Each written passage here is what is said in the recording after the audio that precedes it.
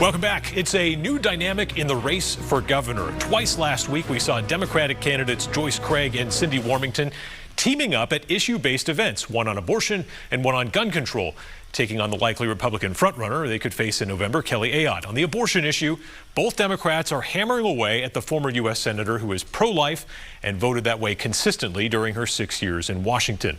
Even though Ayotte has now staked out a policy position that mirrors outgoing Governor Chris Sununu, Craig and Warmington argue that she can't be trusted and would break the promises she's making to voters now.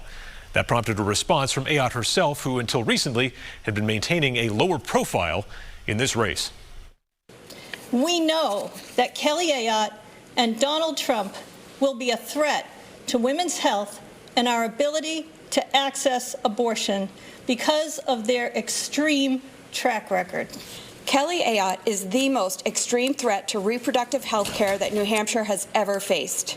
We cannot trust her to stop the extreme legislation like a 15-day abortion ban that has already been proposed in our state. It's disturbing to me that they're willing to lie to the women of New Hampshire about my position on abortion. I fully support and will protect women's right to freedom to obtain an abortion up to 6 months of pregnancy, which is our law in the state of New Hampshire.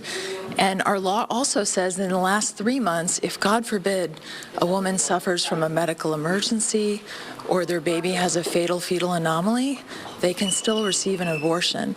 And I will protect and defend that law, and I'm not going to change it. You were strongly and proudly pro-life in the U.S. Senate. Why would those principles change or evolve in the corner office? Well, we all have strong personal feelings about abortion, but in New Hampshire, we've reached a consensus here, and one of my jobs as governor is really to bring people together around difficult issues, and I believe New Hampshire has come together around our current law.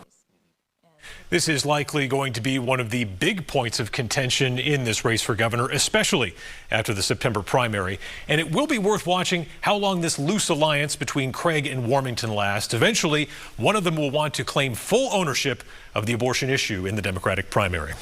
And that wraps up this edition of Close Up New Hampshire. Thanks for watching. Make sure to check out the politics page on our website and mobile app for more in-depth analysis and to sign up for our weekly newsletter. We'll be back next week. Have a great Sunday.